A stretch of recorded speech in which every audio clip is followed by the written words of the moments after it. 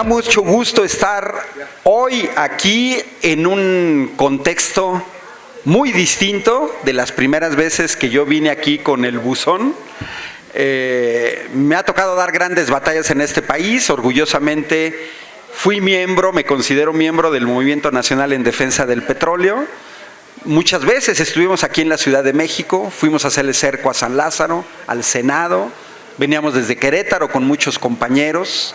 He recorrido 5 años el país dando la batalla contra la reforma educativa, colaborando con el Magisterio Nacional desde Quintana Roo hasta Baja California. Y bueno, pues también en la Ciudad de México, mi ciudad donde nací, y que de alguna manera, bueno, pues toda mi familia está aquí, toda mi familia es chilanga. La intención de platicar con ustedes es esto. Miren, todo partido serio en el mundo hace un análisis de los resultados electorales y lo que estos resultados electorales implican. No puedo proyectar todo lo que tengo, traigo mucho material audiovisual, pero se los puedo describir, porque yo comienzo esta plática con un mapa, famosísimo mapa, que ha causado mucha impresión en el extranjero, que es el mapa de México con 31 estados de la República, color morena, guinda, ¿no? Nuestro color, y uno en azul en el centro, Guanajuato. Donde, para que se den idea, somos vecinos de Guanajuato, panistas el día de la elección, salieron con 40 millones de pesos en las bolsas para inhibir el voto, comprar funcionarios.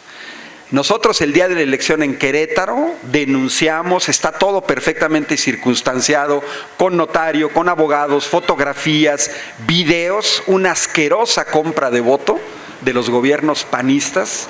Es decir, enfrentamos una maquinaria muy poderosa, pero ilegal, pero además protegidos por la policía. Se estaba comprando voto aquí a 100 metros, protegidos por la policía estatal y por la policía municipal, de ese calibre. En Querétaro nos detuvieron compañeros el sábado anterior a la elección, nos detuvieron compañeros el día de la elección, tuvimos compañeros todavía a las 11 de la noche secuestrados en escuelas, no los dejaban salir porque las votaciones habían sido masivas en contra del PAN en ciertas áreas de la ciudad. Y afuera, entre 250 y 300 alcoholizados, tratando de agredir a los compañeros. Es muy importante que platiquemos cómo se vivió la elección, porque cada uno de nosotros vio un pedacito. Entonces yo les doy elementos de lo que vimos también para entender los resultados. Bueno, ese mapa muestra que Andrés Manuel arrasó.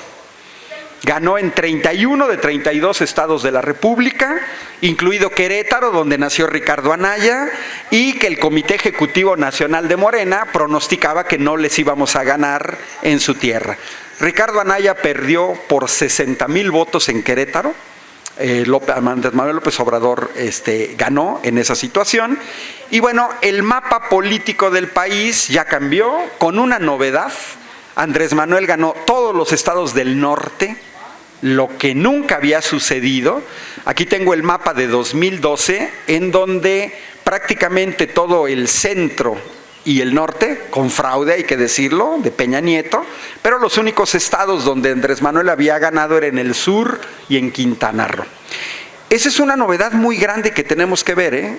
Ya no podemos hablar aquí de un país partido en tendencias, porque eso se da en todos los países, ¿eh?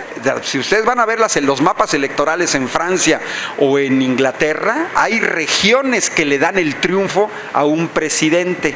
En este caso tenemos un presidente que arrasó en todo el país. Pero además son muy importantes los números. Los números son importantes porque históricamente Andrés Manuel, al obtener más de 30 millones de votos, es un resultado histórico, que además supera la suma de votos de Anaya y Meade, que fueron 21 millones. Es decir, aún juntos les hubiéramos ganado. Pero también explico otra cosa. Miren, yo en 2006 fue de los que demostró que hubo fraude. El fraude fue informático, fue cibernético, y se pudo dar el fraude porque la diferencia de votos era muy pequeña. Prácticamente aquí académicos de la UNAM, se puede sintetizar el fraude de 2006 con el libro del doctor Alberto López Gallardo, profesor de la Universidad de Texas, en Estados Unidos, que él se dio a la tarea de compilar los trabajos que se hicieron sobre el fraude. Bueno, en esa elección está demostrado incluso matemáticamente que a Andrés Manuel López Obrador le quitaron 1,5 millones de votos con el sistema informático. 1,5 millones de votos. La diferencia oficial de votos fueron 200,000. Si le sumamos 1,5 millones más 200,000, estamos hablando de 1,700,000. Una diferencia de menos de 2 millones. Mucha gente, muchos compañeros incluso no entendieron la alianza con el PES y con el PT. Yo como ingeniero y matemático hipotizaba que el PT y el PES iban a aportar a Andrés Manuel López Obrador 4 millones de votos. En realidad aportaron más, aportaron 5 millones de votos en esta elección. Si esos 5 millones de votos no se hubieran venido de este lado, se hubieran ido de aquel, Y los mexicanos tenemos que entender que cada voto cuenta doble. Si yo a mi adversario le quito un voto y lo agrego para mí, la diferencia son 2 votos. Quiere decir que estos 5 millones de votos se hubieran podido convertir en 10 millones de votos. Si se hubieran ido todos para Anaya, Morena habría bajado a 25 millones de votos. Si todos se fueran para Anaya, Anaya habría tenido 22 millones de votos y estaríamos entrando en el umbral matemático en donde se puede manipular un resultado electoral con complicidad del INE, porque también aquí hay que señalarlo. Yo no puedo hacer un fraude informático si no tengo complicidad del árbitro, ¿no? Yo creo que estos números le dan la razón a Andrés Manuel. La alianza con el PT y con el PES valió la pena. Se las pusimos muy difícil para que intentaran el fraude y de hecho tiraron la toalla porque sabían que ya no iban a poder cambiar una votación de este tipo. Pero además Andrés Manuel ganó con más del 50% de los votos. Y a todos los que estamos aquí nos debe de quedar muy claro, incluso a los panistas y a los priistas. Tenemos un presidente con una legitimidad que no se tenía desde hace décadas. Porque Peña Nieto fue impuesto con fraude electoral, principalmente con la compra de votos. Recordemos el caso de Monex. Felipe Calderón fue impuesto con una guerra sucia y además con el fraude cibernético. Fox no, pero lo dejaron llegar. Pero si recordamos a Zedillo y recordemos el asesinato de Luis Donaldo Colosio, y si nos vamos al fraude de Salinas de Gortari, quiere decir que Andrés Manuel con esta votación tiene una legitimidad que le va a permitir gobernar. No nos lo pueden criticar. La mayoría de los mexicanos votamos por él. Este problema de la legitimidad no es banal. Fíjense por qué en países como Francia hay una segunda vuelta. La segunda vuelta tiene un solo objetivo: que no llegue un presidente muy débil. Para que se den una idea, en Francia se avientan hasta 13 candidatos a la presidencia, O sea, los mexicanos nos quedamos chiquitos, Por supuesto, no sé, Emmanuel Macron en la primera vuelta son gente que saca un 17%, 22%. Ellos saben que un presidente que llega a gobernar con un 22% es una minoría muy pequeña. Se inventaron la segunda vuelta para que aquí en la segunda vuelta compiten nada más 2 y uno de los 2 va a sacar la mayoría. En realidad, los ciudadanos ejercen su derecho a voto. Históricamente, quien había obtenido más votos, incluyendo fraude, fue Peña Nieto, 19 millones de votos en 2012, y como porcentaje, ya desde Salinas nadie había obtenido más del 50%. Lo obtuvo Salinas, pero no los obtuvo porque sabemos que no ganó la elección, o sea, le cucharearon el resultado. Quiere decir que nos tenemos que regresar hasta el partido cuasi único, hasta la dictadura perfecta, hasta la dictablanda, para regresarnos a este partido corporativo del PRI y obtener resultados superiores al 25%. Pero hay otro detalle que va a ser muy importante para las elecciones futuras. Ya se demostró que se pueden ganar elecciones gastando poco. Miren, yo tengo bien checado el costo de los votos. Francia cuesta 2 pesos cada voto. Estados Unidos cuesta 11 pesos cada voto. México cuesta 25 pesos cada voto. ¿Cómo es posible que un país con 55 millones de pobres el voto cueste 12 veces que lo que cuesta en Francia?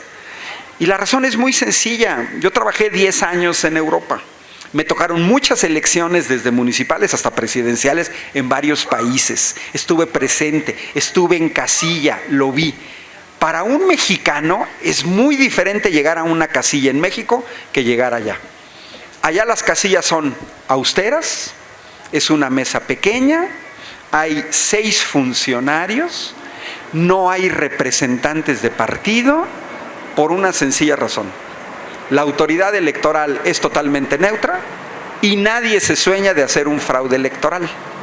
A nosotros nos cuestan muy caras las elecciones por esa situación. Y el costo es muy sencillo, basta aritmética de la maestra Lupita. Andrés Manuel sacó 30 millones de votos y gastó 61 millones de pesos. Cada voto de Andrés Manuel costó 2 pesos, nivel francés. Ricardo Anaya gastó 262 millones de pesos, votaron por él 22 millones de personas, costó 21 pesos cada voto de Anaya. Y cada voto de Mid costó 26 pesos. Eso es lo que nos cuestan los votos del PRIAN. Nos costaron 10 veces más, 12 veces más que los votos de Andrés Manuel. Pero esto se dio en toda la República. En Querétaro tuvimos prácticamente empate técnico con el PAN en la elección de senadores. El futuro senador, el doctor Gilberto Herrera, es rector de mi universidad, gastó en su campaña 150,000 pesos. El panista con el que compitió gastó 8 millones de pesos. Para que se den una idea, no estamos hablando del doble. No. Aquí estamos hablando de gastar hasta 26, 30 veces más para tener los mismos resultados. Eso nos debe decir a los mexicanos que cada voto del PRIAN nos cuesta muy caro en este país. La propuesta de Morena de reducir el financiamiento a los partidos políticos se inserta en esta lógica. Es un desperdicio que caminemos por las calles y veamos grandes espectaculares que se rentan en 80,000 pesos cada uno por un mes y que se rentan durante 3 meses 240,000 pesos. Le estoy dando el costo de Querétaro por si quieren alquilar uno, y vemos a candidatos que alquilan 80. Ahí se nos van varios millones de pesos. Para ver la foto de un candidato que nunca hemos visto, todo sonriente, peinadito, maquillado, con sus hijitos y su esposa, sonrientes. O sea, han dejado 130,000 muertos en este país, 120,000 en la escena de Calderón, y nos vemos a estos políticos sonrientes. Nos aumentaron la deuda externa a más de 10 billones de pesos, sonrientes, ¿no? 55 millones de pobres, sonrientes. Le cierran las puertas de las escuelas a los jóvenes, sonrientes. 43 jóvenes desaparecidos en Ayotzinapa, sonrientes, ¿no? Es dinero tirado a la basura. Bueno, pero además también otra buena nueva es que la política que siguió en la campaña Andrés Manuel López Obrador dio resultado. Yo soy crítico que se nos colaron en Morena candidatos indeseables, lo sé perfectamente, pero también sé que lo que propuso Andrés Manuel era claro. ¿De qué nos iba a servir la presidencia? Con un Congreso opositor y con un Senado opositor. Y nos tenemos que ver en el espejo de Sudamérica. Dilma Rousseff fue defenestrada por el Congreso brasileño porque no tenía la mayoría. El ataque feroz a Cristina Fernández de Kirchner, que le abre las puertas a Mauricio Macri en Argentina, se da por el ataque desde el Congreso.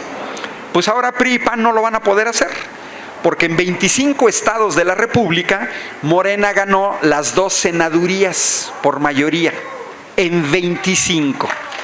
Y la alianza PAN-PRD-Movimiento Ciudadano solo en 5. Miren, ya ni hablemos del PRI, ahora sí tendría que ser un dinosaurio en extinción. Solamente ganó en Yucatán y san se acabó. ¿Qué vamos a tener o qué gobierno va a tener Andrés Manuel? El Senado está constituido por 128 senadores, Morena tiene 55 PT tiene 6 y PES 8. Es decir, la coalición Juntos Haremos Historia tiene 69 senadores, que es más de la mayoría. Esto es importante porque también implica que Morena se portó en estas elecciones como un partido abierto, como un partido incluyente. A muchos no nos gustó o no nos gustó en diferentes grados, pero yo creo, sospecho, pronostico que la alianza Juntos Haremos Historia va a continuar. El PES no logró el registro a nivel nacional, al igual que el PANAL, del cual me alegro mucho que el PANAL se queda sin registro. No preveo que el PES, si el PES se sale de la coalición, es un suicidio político. Un partido sin registro, ¿qué va a hacer? Y el PT le fue muy bien al apoyar a Andrés Manuel porque dobló su votación del 3 al 6%. Es decir, PT y PT les conviene mantenerse en la coalición. Es más, yo preveo al revés. Yo preveo que alguien del PRD, alguno de los 8 senadores del PRD o 7 de Movimiento Ciudadano, se vengan de este lado. Entonces, en el Senado estamos bien, tenemos la mayoría con la coalición. Esto va a ser importante, no tenemos la mayoría calificada de 2/3. Tenemos que ser pacientes, no podemos modificar la Constitución. Para eso se requieren 2/3 partes del Senado, 2/3 partes del Congreso. Pero sí podemos modificar leyes secundarias, todas las asociadas a la reforma energética, a la reforma laboral y a la reforma educativa. Entonces también tenemos que saber cuáles son los objetivos, qué podemos lograr y qué no podemos lograr para que no llevemos un desencanto de pedir las perlas de la Virgen. O sea, sí le vamos a exigir a nuestro gobierno, sí le vamos a exigir a nuestros senadores y a nuestros diputados, pero también hay que saber ellos con qué cuentan. ¿Están en una mejor situación? Sí. Si nos vamos a los congresos, en los congresos federales, en 12 estados de la República, Morena ganó todos los distritos electorales. Todos, todos son todos. Y en 13 estados de la República obtuvimos la mayoría. Es decir, en 25 estados de la República, Morena ganó la mayoría de los congresos de diputados federales. ¿Esto en qué se va a traducir? En una Cámara de Diputados, donde la coalición tiene 306 diputados, va a haber alguna variación con respecto a estos números, porque tomen en cuenta que todavía hay impugnaciones y todavía puede haber, pero cambios ya muy ligeros, por ejemplo, en la asignación de diputados plurinominales. Pero tenemos que tener la plena seguridad que la coalición puede modificar leyes sin ningún problema, porque se requieren 251 diputados para modificar leyes. Y los mexicanos tenemos que entender que es perfectamente democrático cambiar leyes. Es más, Morena tiene tal legitimidad que hasta vean la manera en la que Donald Trump se expresa de AMLO, Mientras estuvo despreciando a Peña Nieto, que lo sabía como un presidente débil e ilegítimo, estos números que yo les estoy dando los tienen perfectamente checados en Estados Unidos y en Europa, Saben que AMLO tiene mayor legitimidad que Emmanuel Macron en Francia o que Angela Merkel en Alemania. Tan solo vean a Angela Merkel en Alemania, por no haber obtenido la mayoría, le tocó negociar durante 6 meses, el gobierno alemán estuvo sin gobierno porque no cedían en las negociaciones y Merkel no podía acceder al poder. Andrés Manuel tiene más legitimidad que Angela Merkel. Es más, tiene más legitimidad que Donald Trump. Exacto. ¿Y a dónde vino? A la casa de transición, efectivamente. Los mexicanos tenemos que estar orgullosos, y más los que somos de Morena o simpatizantes de Morena, de entender que esta legitimidad no la han tenido otros gobiernos, e incluso a nivel internacional esto le da más margen de maniobra a Andrés Manuel. Bueno, Morena tiene 189 diputados, el PT 61, el PES 56. Una cosa muy relevante es que el PRI cayó hasta la 5ª fuerza en el Congreso. Está por debajo del PES y está por debajo del PT, por supuesto debajo de Morena y debajo del PAN. Yo preveo la extinción del PRI, sí la preveo. se van a quedar sin acceso al dinero que siempre han tenido, que es desvío de recursos públicos, malversación de fondos, utilizar dinero público para sus campañas. Es tan triste la situación del PRI que fíjense, en diputados por mayoría, Morena obtuvo 105, el PT 57, el PES 56, superaron al PAN incluso por 42, Movimiento Ciudadano 17, el PRD 9 y hasta luego el PRI. El PRI solamente ganó en 7 distritos electorales. Quiere decir que a nivel de diputaciones federales, el PRI está debajo del PRD y del Movimiento Ciudadano. Solamente le ganó al PANAL y al Verde, pero miren, ya es irrelevante. Y lo mismo el PAN. Lo mismo el PAN quedó muy acotado. Lo están salvando sus diputados plurinominales, que son 41, pero aún así va a ser una fuerza minoritaria en el Congreso y se lo merecen los panistas. Gubernaturas. De 9 gubernaturas, el PRI no ganó ninguna. Ninguna. Las que tenía las perdió. Pero además Morena ganó 5. Y 2 de las más importantes, Ciudad de México y Veracruz. Importantes por el poder económico e importantes por el número de votantes. Pero además ganamos Chiapas, ganamos Tabasco y ganamos Morelos. En la coalición Juntos Haremos Historia. Jalisco es un caso interesante. Es otra entidad muy importante, la segunda más importante del país, con un padrón muy grande.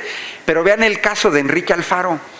Hace 3 años yo escribí un artículo donde escribo habitualmente en Querétaro en un periódico y yo preví, nadie me peló, que Enrique Alfaro iba a ser el gobernador de Jalisco. ¿Por qué yo lo afirmaba de manera tan tajante?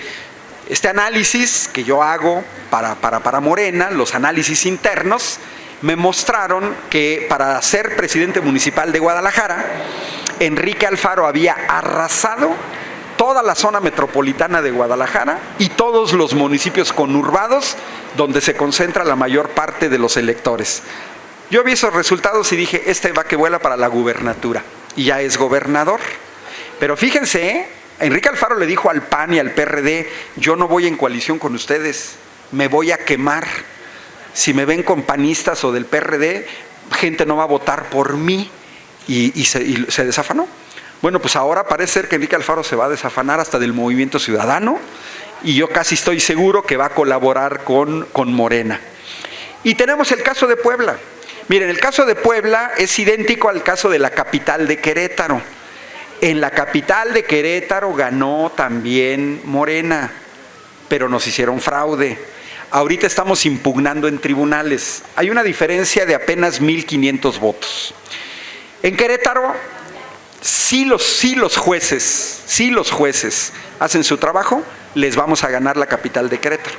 Nos bastan 7 casillas que se anulen de 1,200 y se voltean los resultados. Así de sencillo. Y tenemos la gubernatura de Puebla, que también hubo un fraude escandaloso, porque el anterior gobernador de Puebla ha querido heredar a su esposa. Entonces, a nivel federal nos ha ido muy bien. Congresos estatales, otra buena novedad. Miren, la mejor demostración del fraude del año pasado en el Estado de México, a la maestra Delfina, la dan los resultados de esta elección. A ver, ¿cómo nos explicamos que Alfredo del Mazo haya ganado, entre comillas, la vez pasada, cuando ahorita Morena gana 42 de 45 diputados locales? Miren, eso no es posible. Estos datos confirman que el año pasado Delfina ganó. Yo tengo compañeros que decían, vamos a movilizarnos. Yo estuve en el Estado de México porque mi familia paterna es de allá. Me tocó la zona de Jiquipilco, fuimos a acompañar a los compañeros del Estado de México. Y yo recuerdo que había gente muy enojada. Vamos a hacer marchas, vamos a tomar el Instituto Electoral. Y se acordarán que Andrés Manuel nos paró.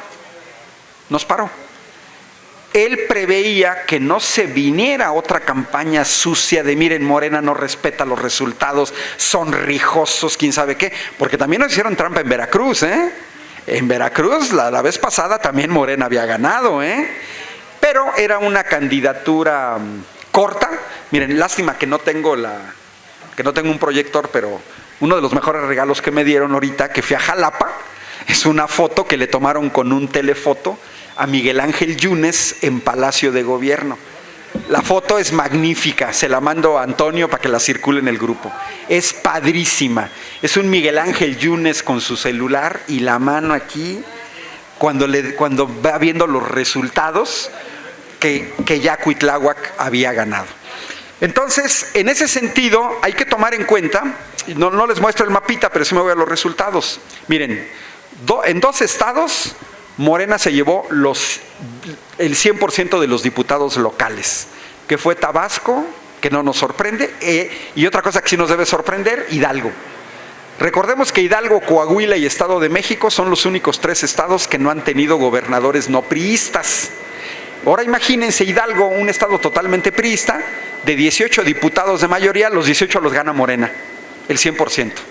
Luego tenemos una franja de estados donde ganamos más del 90% de los diputados locales, que son Oaxaca, Sonora, Ciudad de México, Baja California, Colima, Tlaxcala, Estado de México y Morelos. Más del 90%. Luego tenemos otra franja que son estados donde tenemos la mayoría, que es Sinaloa, Michoacán, Durango, Veracruz, Puebla y Chiapas. Es decir, de las 26 renovaciones de los congresos estatales, Morena tiene la mayoría en 16. Quedamos muy bien posicionados en Chihuahua, Zacatecas, Campeche, Nuevo León y Guerrero, con más del 40%, entre el 40 y 45%. No nos fue bien en Querétaro, Aguascalientes y Jalisco, 20% de diputados, y Yucatán y Guanajuato, que andan del orden del 7 y el 5%. ¿Esto qué significa para Morena? Que Alfredo del Mazo, yo no quisiera estar en su lugar. ¿Qué va a hacer ese señor? Ya no tiene el apoyo de su amigo, de su primo, Peña Nieto en el gobierno federal. Va a tener una mayoría del Congreso de Morena. Y esta idea brillante de Andrés Manuel, de colocar a un coordinador federal, miren, hay gente que lo cuestiona desde el punto de vista legal. Por ejemplo, el actual gobernador de Querétaro, que anda muy perruchis porque quieren marcar que eso está violando la relación. A ver, a grandes males, grandes remedios. En esta elección circuló el dato real que 22 gobernadores priistas habían desviado 260,000 millones de pesos de dinero público. 260,000 millones de pesos es un dineral. El presupuesto anual de toda la educación pública, desde el Kinder Campanita hasta el Sinvestav, es de 276,000 millones de pesos. Lo que quiere decir que los gobernadores priistas se habían robado un año a todas las escuelas públicas de este país. Ante esa situación, ¿qué tiene que hacer Andrés Manuel? ¿Dejarlos que sigan robando? No. Esta figura del coordinador federal va a ser un supervisor y el gobierno federal tiene todo el derecho de vigilar cómo se maneja el dinero federal. Estos señores feudales en los estados no pueden alegar nada. Sátrapas. Ellos pueden administrar todo el dinero estatal que quieran. Está bien. Sí, pero el dinero federal te vamos a supervisar. ¿Qué? Que no lo desvíes. Así de sencillo. Que lo uses de manera honesta. Ahora, yo me pregunto, si un gobernador no roba, ¿qué le preocupa a un coordinador del gobierno federal en su estado? Nada. Es más, lo uso como una oportunidad para tener una relación con el gobierno federal. Pero hay que tomar en cuenta que Andrés Manuel lo puso en los 32 estados de la República. Es decir, Cuitláhuac y Claudia Sheinbaum van a tener su coordinador federal. Es un doble control que le debe dar garantía a la ciudadanía. ¿Por qué? Porque lógicamente un gobernador va a controlar lo que haga el coordinador federal. Y el coordinador federal va a controlar lo que haga el gobernador. Estamos en la mejor situación. Va a haber un doble control de las finanzas públicas. Nos han robado tanto que vale la pena. En esta situación, en muchos estados de la República, vean por ejemplo el caso de Sonora, que es así paradigmático, con Pavlovich. Pues Perdió 20 de 21 diputaciones federales. Va a estar igual que el caso de Del Mazo. Ya no van a poder hacer lo que quieran. Van a tener que pasar por los congresos para la autorización de sus presupuestos.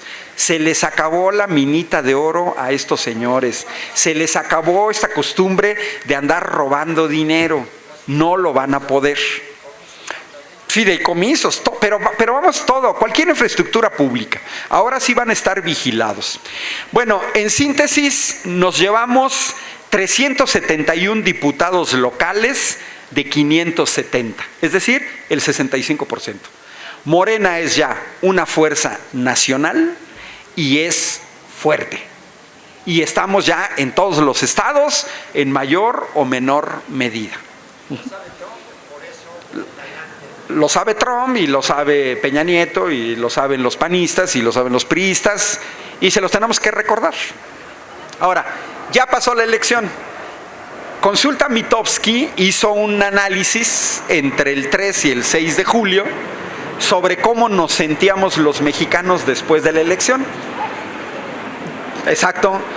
Pero fíjense, porque los números también son importantes. Andrés Manuel ganó con el 53% de los votos. Consulta Mitofsky le pregunta a los mexicanos, ¿qué sientes, alegría o tristeza? 62% dice alegría, 63% dice felicidad, 60% satisfacción, 58% me siento más seguro, 60% estoy tranquilo, 60% confianza. Fíjense los números, es casi 10 veces más de la gente que votó por AMLO. ¿A mí qué me están diciendo estos números? Hay gente que no votó por él, pero le da gusto que haya ganado. Hay gente que todavía se dejó llevar por miedo, que sí vendió su voto, pero que está contentísimo y tiene confianza que haya ganado Andrés Manuel. Esto fue del 3 al 6 de julio. Esto quiere decir que el consenso que ahorita tiene Andrés Manuel ya se disparó al 60%. Y yo creo que todos lo hemos hecho de manera empírica. Yo he platicado con empresarios, he platicado con profesionistas de dinero, con gente que le pone la gasolina, con intendentes, con la señora de la cremería, con la señora que hace el quehacer en mi casa, etc. Yo lo que observo es que todo el mundo está contento, satisfecho, etc. Sí tenemos ahora un 26% que están tristes, un 24% que están enojados, un 27% que están decepcionados, un 30% que se sienten inseguros y que sería muy interesante de preguntarles por qué no se sentían inseguros en los anteriores sexenios. Hay miedo y hay desconfianza en un 28%. Pero vámonos a ver quiénes son estas categorías que tienen miedo, porque ya se ha armado un escándalo por el hecho de que Andrés Manuel se bajó el sueldo a 108,000 pesos. En Querétaro, un diputado local se lleva 225,000 pesos entre salario y prestaciones y dietas. Hace unos 15 años aproximadamente, un académico norteamericano publicó el estudio Grayson. El estudio Grayson mostraba, y él no entendía, cómo un diputado local de Chiapas o de Oaxaca ganaba el doble o el triple que un diputado de California, a pesar de que California era la sexta economía del mundo. No es posible, exacto, que nuestros diputados, hasta los regidores, ganen más que un diputado en Francia. No es posible, o más que en Alemania. Yo creo que la austeridad, esta gente que siente miedo, yo ya tengo ubicada muy bien a una categoría. Son estos mandos medios que no saben hacer nada, que llegaron por nepotismo y por compadrazgo a cargos de alta dirección, que están acostumbrados a un tren de vida muy superior, pero que no saben hacer nada. Yo tengo 30 años, más de 30 años, formando ingenieros, y tengo muchos alumnos colocados en esferas gubernamentales, exalumnos, de nivel municipal, estatal y federal. No nada más en Querétaro, No. Yo tengo exalumnos que trabajan en CFE, que trabajan en Chiapas, que están en Tabasco, que trabajan en Pemex y que trabajan en el sector industrial privado. Bueno, las anécdotas que ellas cuentan de sus jefes, sobre todo desde que llegó Vicente Fox, son brutales. puros juniors. Les voy a contar una de las cuestiones que a mí me contaron aquí en Pemex, que es idéntica a lo que me encontró un ingeniero en sistemas computacionales del municipio de Querétaro. Es idéntico. Estos son los que tienen miedo y no nos debe preocupar que tengan miedo. Miren, llega un boss, un jefe que no sabe nada y se agarra a su hijo, un junior, que puede ser dentista, y le dice al hijo: vamos a licitar la construcción de un paso a desnivel. Así es que, hijo dentista o chavito que apenas terminó la prepa, de volada te vas a crear una compañía porque te vamos a asignar un contrato sin licitación por adjudicación directa. La lógica nos dice que esta gente no va a poder. ¿Qué hace el junior con todo este esquema de corrupción? Subcontrata. En el caso de Pemex se fueron por chavos del Politécnico y en el caso del municipio de Querétaro por chavos del Instituto Tecnológico de Querétaro. En este esquema de corrupción, los que hacen el trabajo son otros, pero el junior se queda con gran parte del dinero. Ah, sí, gran parte del dinero se lo embolsan. Estos son los que tienen miedo. Pues claro que deben de tener miedo si nunca en su vida han trabajado. Me dice uno de mis exalumnos que trabaja en Pemex, me dice: mira, Ángel, ya sé hasta la madre de estos que desde que ganó AMLO están duro y dale que no se vale que les bajen el salario, etcétera. Dice: ya les dije, no les gusta el salario que van a ganar, renuncien a Pemex, váyanse a la industria privada a ver quién les va a pagar lo que estaban ganando aquí. Nadie. Por una razón muy sencilla: no saben hacer nada. Aquí nos han querido espantar, no, que la gran burocracia, que van a renunciar. Miren, discúlpenme, pero todos los que trabajamos en el nivel superior, desde la UNAM hasta las universidades públicas, un profesor con licenciatura, maestría, doctorado, postdoctorado, publicaciones a nivel internacional, categoría máxima, tiene un salario de 35,000 pesos mensuales. ¿Por qué un funcionario sin bachillerato terminado, solo por tener un determinado apellido, va a ganar 200,000? O sea, digo, no se vale. Yo recuerdo mucho aquel contrato de Repsol, por ejemplo, ahorita que Andrés Manuel va a nombrar, todavía no lo puede hacer, a Manuel Bartlett en Comisión Federal de Electricidad, pero yo recuerdo mucho aquel contrato de Felipe Calderón de compra de gas que le asigna a la empresa española Repsol, que no produce gas, para que el Repsol de un país que no produce gas le vendiera gas a Comisión Federal de Electricidad, un país que produce gas. Y como Repsol no tiene gas en España, fueron a comprar gas a Perú. Y luego el gas en Perú se lo trajeron en barco y lo pusieron en Manzanillo. Bueno, ese chistecito, todo ese dinero nos hubiera servido para becar a 1,000,000 de estudiantes durante toda su carrera profesional. Ahora, yo me pregunto, ¿qué le dejó a este país ese contrato de Repsol? Nada. ¿Qué nos hubiera dejado a este país 1,000,000 de jóvenes agradecidos por haber sido becados? Tendríamos 1,000,000 de profesionistas preparados. Pero además, miren, ni siquiera nos tenemos que preocupar. Hay gente altamente preparada en Morena que vamos a poder con el paquete. ¿Por qué? Pues porque los egresados de las universidades públicas han demostrado que tienen toda la capacidad de manejar este país sin la corrupción que hemos visto. La misma consulta Mitofsky. Vámonos a los plazos, porque también hay que ser pacientes. ¿Usted considera que en el corto plazo con AMLO va a mejorar la seguridad? 65% dice sí. 68% dice que va a mejorar la economía y 65% dice que va a mejorar la política. Tiene que mejorar también la política en este país. Sí se tienen que reducir los sueldos escandalosos, se tiene que reducir el financiamiento público, se tiene que acotar ya al INE, porque es un elefante blanco que no se necesita. Hay que pensar que en los países desarrollados no existe INE, no existen institutos electorales. Quien organiza las elecciones es el Ministerio del Interior, es su papel, pero no hacen trampa. O sea, también hay que tomar en cuenta eso. ¿En cuánto tiempo deberán observarse los cambios? A ver, tenemos un país muy lastimado, muy herido, y también tenemos mexicanos que ya quisieran que AMLO hubiera tomado posesión. A ver, hay otros países, y vean el caso de España. Mariano Rajoy fue defenestrado por la mayoría del Congreso. La mayoría votó, por un voto, Mariano Rajoy se fue a su casa, le dieron 3 días para el fin de semana sacar sus cachivaches de la Moncloa, órale, porque ya va a llegar Pedro Sánchez. Pero hay que entender también que el sistema político mexicano se gana las elecciones, pero no se toma posesión inmediatamente. Y en parte está derivado de toda esta cultura de fraudes electorales de los priistas.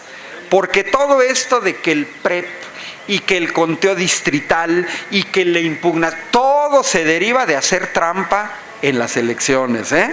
Porque en otros países donde no hay trampa, los que ganan toman posesión al día siguiente, 2 días después. Aquí hay que entender que AMLO tomará posesión hasta el 1 de diciembre. Quisiéramos ya que tomara las grandes medidas. No puede, legalmente no puede. Tampoco debemos estar histéricos por declaraciones contradictorias de su equipo de trabajo. Es natural que va a haber un reacomodo, es natural que hay muchas visiones de cómo se tienen que resolver los problemas, desde el educativo hasta la seguridad social, hasta el energético. Se va a sentar el equipo.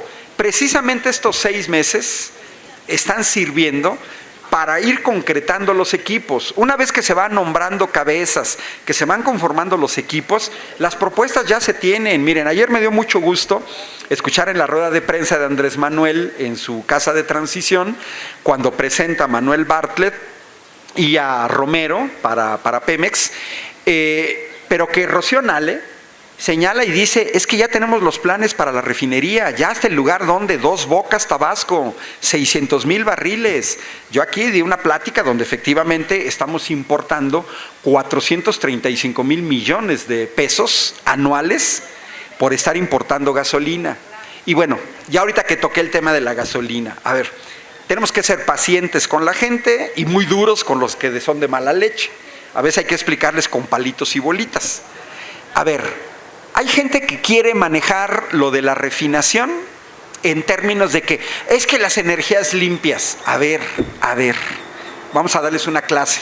A ver, en las refinerías no solamente se produce gasolina, hay toda una serie de derivados de la petroquímica. Déjame terminar la idea, por favor. Hay toda una serie de derivados de la petroquímica que terminan en esto, terminan en el plástico. O sea, todos estos derivados lo tenemos que entender, que se deriva el plástico, se deriva la petroquímica, se deriva el etileno, los fertilizantes. O sea, la refinería no nada más es para la gasolina, sí va a ser para la gasolina, para el diésel, para la turbocina. Y también ese discurso de Ricardo Anaya que yo aquí critiqué, que se sentía acá el gran ejecutivo, que además se robó la presentación. Hay una presentación muy famosa de Ricardo Anaya que presentaba por todos lados, siempre ponía los mismos ejemplos, porque yo doy clases, soy experto en didáctica, tengo ubicados a mis alumnos. Cuando me repites la misma cantaleta, es como un periquito, una guacamaya, que como no sabe, tiene que repetir siempre lo mismo, la misma foto, el mismo discurso, la misma frase, etcétera. Y sale con la jalada de los autos eléctricos. A ver, espérate. Esa idea de los autos eléctricos, véndesela a Corea, que no tiene petróleo, no a México, que tiene petróleo. Yo justamente ayer en mi espacio en Facebook subí una fotografía, un dato de los que yo elaboro, en donde mostré cómo todas las potencias petroleras, Estados Unidos, China, Rusia, Irán, Arabia Saudita, en los últimos 10 años, todos han aumentado su capacidad de refinación. Son países muy serios. El petróleo se va a acabar. Necesitamos energía eólica, la necesitamos. Tenemos que apostar a la biomasa, se la vamos a apostar. La energía solar, le vamos a apostar también a eso. Pero una cosa no excluye la otra. Vamos en el camino directo. Ayer justamente Rocío Nale, tenemos que tener claro que una refinería no es hacer una banqueta, Una refinería se lleva 4 años, ¿eh? El único país que ha construido una refinería en menos de 4 años es la India. Su última refinería se le echó en 3 años y medio. Podríamos aspirar quizás a eso. Pero ¿qué quiere decir?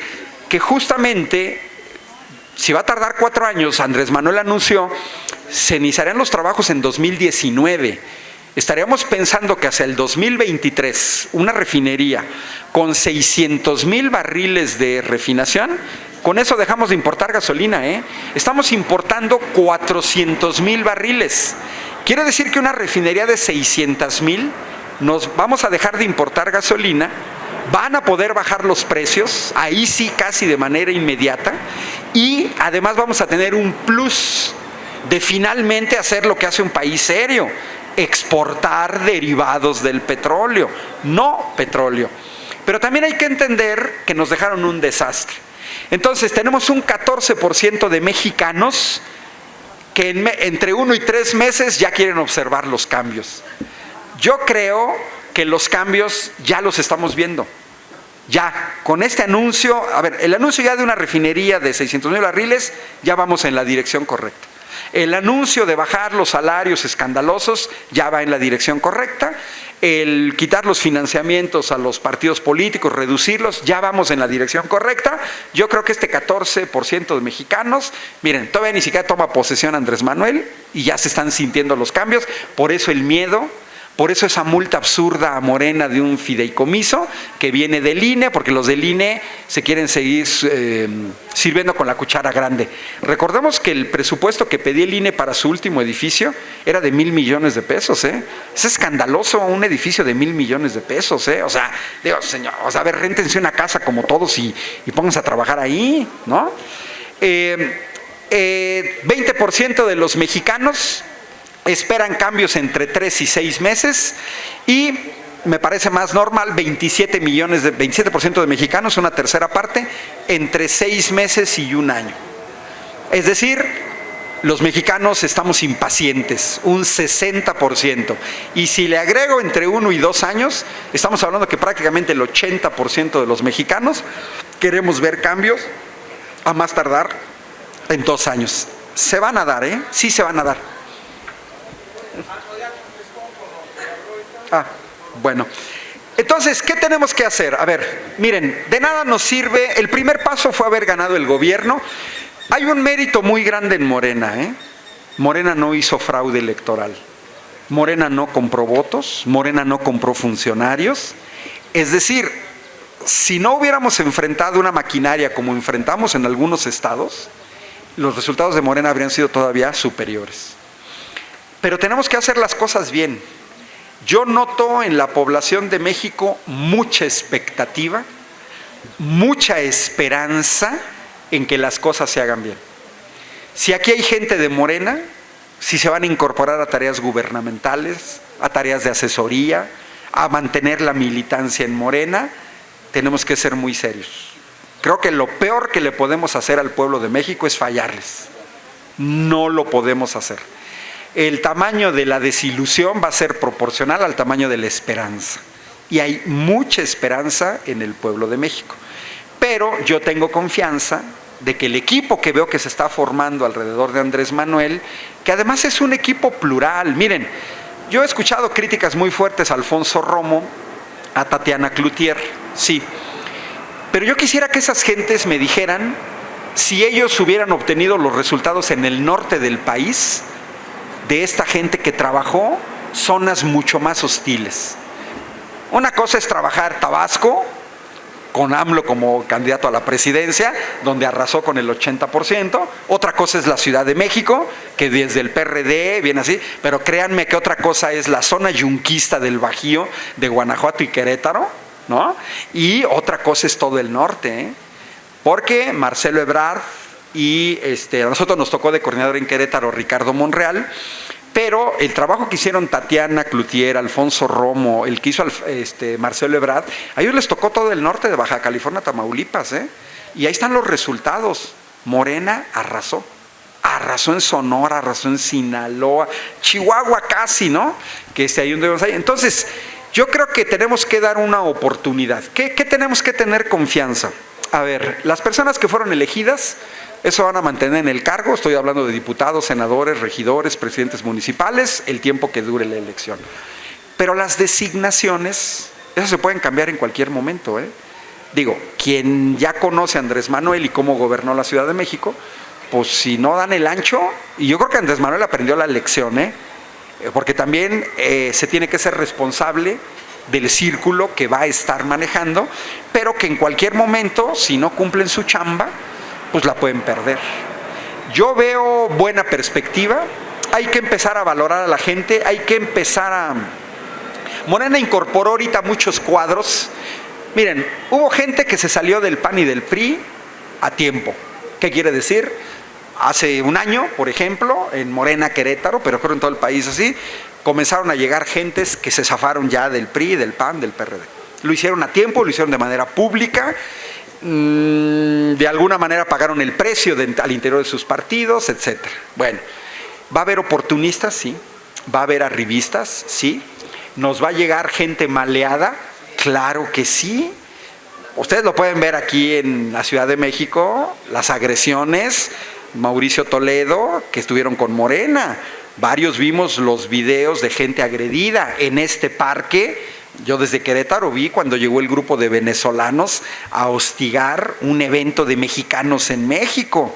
Sí, pero también me tocó ver a panistas que estaban hostigando y tratando de cerrar este espacio. O sea, es decir, que también este tipo de gente va a querer montarse en la ola y llegar, pues, a hacer lo que hacían en otros lados. ¿Qué va a ser nuestra responsabilidad de los que estamos adentro? No podemos ser sectarios en extremo, pero tampoco podemos ser totalmente abiertos, porque eso puede resultar contraproducente. Entonces, yo creo que estos datos nos muestran que tenemos un presidente fuerte, un presidente legítimo. Morena es ya una fuerza nacional, es la primera fuerza política en el país, y pues ahora ¿qué tenemos que esperar? A las siguientes elecciones en 3 años, en esos estados donde todavía vamos a tener posibilidad, por ejemplo en Querétaro vamos por la gubernatura, así, y la vamos a ganar, para que se preparen los panistas, porque además ya no van a poder hacer fraude. Miren, aquí hay otro detalle que ahorita yo señalé. Este fraude, avalado incluso por policías municipales y estatales, se les va a acabar, porque los coordinadores federales no van a andar permitiendo que se ande manejando dinero de recursos públicos para compra de voto. Ahora, tan solo pensemos, una de las formas de compra del voto es el uso de los programas sociales, Cedesol, por ejemplo. Ya no la van a tener. Ya no le van a poder condicionar a las personas un apoyo a la gente de la tercera edad, becas para los estudiantes. Yo lo veo en Querétaro, miren, mis estudiantes de ingeniería, profe, ¿puedo faltar el jueves? ¿Por qué? Es que tenemos que ir, o sea, fíjense, tenemos que ir a una ceremonia con el PAN, porque ahí nos van a dar la mensualidad. Una vez al mes agarran a todos estos muchachitos, se los llevan a un evento partidista para darles ahí como si fueran migajas. Esto se tiene que acabar. A final de cuentas, las ayudas sociales, eso son. Esta cuestión de Andrés Manuel, de los famosos ninis, a ver, por un lado les cerramos las escuelas y no los dejamos entrar. Y no los dejamos entrar por falta de cupo, no por falta de capacidad. Pero por otro lado no les damos trabajo. ¿Qué hacemos con estos jóvenes? Se los estamos entregando al narco, se los estamos entregando a la delincuencia, porque el Estado ni les da trabajo, ni les da escuela. Entonces, como no te doy trabajo, no te doy escuela, pues te estoy entregando a la delincuencia organizada. ¿Qué tenemos que pensar hacia el futuro? Me habían dicho, bueno, y la agenda energética de Morena. No lo sé, pero me da mucha confianza que la secretaria de Energía sea Rocío Nale. Y me da mucha confianza que el subsecretario de Energía sea Alberto Montoya. Y me da mucha confianza que gente como Fluvio Ruiz estén presentes ahí. Y yo esperaría, porque aquí he visto a gente de la UNTIP que tienen que regresar, aunque ya se hayan jubilado, ahorita. ¿Por qué? Porque yo conozco gente que fue obligada a jubilarse de Pemex. Se tiene que recuperar el sindicato de Pemex, se tiene que recuperar el CENTE. Tenemos todavía muchas tareas. No podemos permitir que un tipo como Romero de Champs obstaculice desde adentro todo el desarrollo de la industria petrolera. Es decir, se ganaron las elecciones y ahora todavía como ciudadanos no tenemos que dejar a nuestro gobierno solo. Yo creo que para la mayoría de los que estamos aquí ni siquiera sabemos qué hacer. Yo soy opositor al gobierno desde que fui estudiante en la universidad. Toda mi vida he sido opositor al gobierno. Y esta es la primera vez que digo, chin, ahora tengo que apoyar al gobierno. Pues sí, pues para eso lo ganamos, ¿no? O sea, hasta tenemos que pensar, y creo que muchísimos mexicanos fueron a la tumba siendo opositores al gobierno. Lo decía el oftalmólogo de mi mamá, que está en San Luis Potosí, donde también ganó Morena, tiene 70 años de edad, y lo fuimos a ver hace 15 días, y el doctor dice, ya me puedo morir. Finalmente ya vi la posibilidad de un cambio en este país. Es un médico con mucho dinero, es rico, tiene su clínica propia, pero es gente que sabe perfectamente que esto va a ser positivo para la gente. Entonces, aquí esto es una lucha de muchas generaciones. Miren, no sé ustedes cómo vivieron la elección, pero yo trabajé con muchas generaciones por el ámbito de mi trabajo. Es decir, me dio mucho gusto que mis estudiantes de 18, 19 años de edad, de la Facultad de Ingeniería y de la Facultad de los Tecnológicos, la gran mayoría votaron por López Obrador. Esta generación nunca había votado en su vida, Se dejaron influenciar por su profe de mate, ¿no? Pero digamos que eligieron bien. Bueno, luego viene otra generación con la que yo conocí en Querétaro y que también aquí estuvieron, que es la de 132. Son los jóvenes que hace 6 años tenían los 18 años. Estamos hablando de los que ahorita tienen 24 y que estuvieron en todo lo que es 132. Y que acuérdense cómo terminó en la asunción de Peña Nieto en esta ciudad el 1 de diciembre. ¿Se acuerdan todo lo que vimos en esta ciudad con una represión? Hubo un muerto, hubo agredidos para imponer a Peña Nieto. Pero también yo trabajo con una generación que es la más cercana a mí, que son los jóvenes que tenían 18 años de edad en 2006 y que les tocó venir a México, no una vez, sino un chorro de veces. Yo soy, ni modo, me tengo que confesar culpable. Soy de los que estuvimos en el campamento de Reforma, aunque nosotros no estuvimos en Reforma, porque en Querétaro nos protegían, nos pusieron en el Zócalo, entonces estábamos en el Zócalo. Pero miren, yo me acuerdo que me vine con toda una generación de estudiantes que han seguido trabajando, que han seguido en la lucha, y que son jóvenes que hoy tienen 30 años de edad. Y bueno, de ahí nos vamos para atrás. Aquí hay gente, se ve, que estuvimos aquí luchando contra el fraude contra Cuauhtémoc Cárdenas, O sea, y además también aquí hay gente que apoyamos a los zapatistas en 1994. O sea, todas estas generaciones de mexicanos tenemos algo que aportar. A mí me gusta que haya esta sinergia en las distintas generaciones, porque se ha acusado a Morena de que no, nada más la gente de la tercera edad votó por Morena. Miren, no es cierto. Basta ver la pirámide de edad y esta elección la decidieron los jóvenes. Eso nos debe dar confianza, porque es gente que tiene entre 18 y 30 años que van a ser el futuro del país, y ellos ya decidieron que van con Andrés Manuel, ¿no? Y pues esperamos un buen gobierno, pero no haciendo changuitos. Esperamos en el sentido de que tenemos que colaborar. Nos dejaron el país muy destruido. Yo creo que Andrés Manuel sacó la rifa del tigre, sinceramente. No aquel tigre que dijo que si nos hacían fraude iba a salir, No, la rifa del tigre, porque nos dejaron un desastre de país. Y digo, todos lo sabemos y lo hemos visto, en términos de seguridad, en términos de salud. No creo que Andrés Manuel pueda con todo. No va a poder. 6 años no son suficientes. Pero yo sí me esperaría caminar en la dirección correcta. Por ejemplo, ya el hecho de parar la importación absurda de energéticos, en 4 años le va a dejar a quien sustituya a Andrés Manuel un país mejor. A eso tenemos que apostar. Pero tampoco nos tenemos que conformar con poco. tampoco podemos conformarnos con poco. O sea, si se hace un buen trabajo en estos 6 años, sí se puede dar una buena enderezada a este país, que al menos los mexicanos podamos volver a salir a las calles con seguridad, que podamos viajar a las zonas turísticas con seguridad.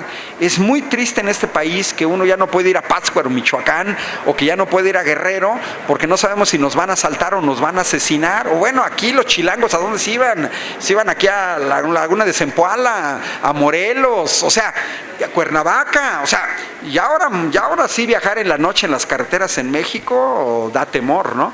Entonces, pues esa es la situación que tenemos un nuevo país.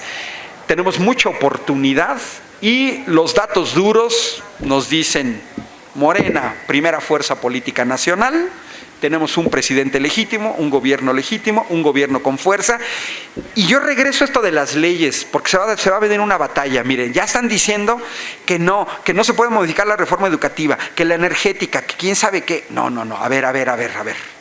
Los 30 millones de mexicanos que votamos es porque queríamos quitar la reforma energética, la educativa y la laboral. Y todos los países en el mundo lo hacen. Cambian sus mayorías parlamentarias precisamente para derogar leyes. Lo que pasa es que tenemos toda esta cultura priista, presidencialista, donde, a ver, ¿por qué tenemos que mantener una ley que puso Fox? O Calderón. O Peña Nieto. Es más, son ilegítimos, llegaron con fraude. ¿Por qué? ¿Por qué tenemos que mantener todo este conjunto de leyes que dejó el Pacto por México? No. ¿Se pueden cambiar? Sí, para eso tenemos la mayoría. No va a ser fácil, va a tener que entrar un equipo jurídico. ¿Por qué? Porque los neoliberales no son tontos, ¿eh? Dejaron un entramado de leyes secundarias ligadas entre ellas para que yo no tenga mucha posibilidad de acción. Decía Alfredo Jalife que ve a Andrés Manuel, su gobierno, como en una jaula. O sea, este entramado jurídico de que si yo te muevo aquí y te quito acá, me vas acá, etcétera, etcétera, lo hicieron para previendo a que en algún momento se pudieran revertir. Pero teniendo la mayoría en la Cámara de Diputados, a mí me encantaría ver lo que he visto en Francia, por ejemplo. Cámara de Diputados dice: derogamos una ley, ¡pum!, se acabó, somos la mayoría, tenemos la mayoría de la gente, somos un gobierno legítimo, la gente votó por nosotros para derogar esta ley, la derogamos. A ver, que griten y que hagan escándalo, pues griten y todo lo que quieran, la derogamos. A final de cuentas, va a cambiar también la relación con los organismos internacionales. Pues da vergüenza que la OCDE la presida José Ángel Gurría, una de las personas más corruptas en México. Recordemos que por 3 años que trabajó en Nafinsa, se jubiló con una jubilación de oro, y ya ellos sí se manejan así. Y todavía quieren seguir dándole órdenes a otro gobierno. No, lo del IPAB y la reforma educativa y etcétera. Miren, vean en Argentina, ¿qué le está pasando ahorita al pueblo de Argentina? Llega la derecha con Mauricio Macri y vuelve a endeudarse con el Fondo Monetario Internacional, cuando Argentina ya se había quitado el yugo de los organismos financieros. Veamos el caso de Tsipras en Grecia, ¿eh? Es un gobierno de izquierda que llegó a tratar de quitarse el yugo, y los otros europeos le hicieron manita de puerco y hasta el gobierno lo tiraron y lo acotaron. Aquí también tenemos que ser muy claros en que hay cosas que se van a poder hacer, otras cosas que no se van a poder hacer, pero yo estoy seguro que se van a poder hacer muchas cosas. Y que tenemos que prepararnos para que cualquier ley que se derogue en este país, es perfectamente democrático derogar leyes y poner nuevas leyes. Para eso se ganan los gobiernos, no para seguir con la continuidad de los gobiernos anteriores. Miren, los priistas yo creo que se van a extinguir solitos.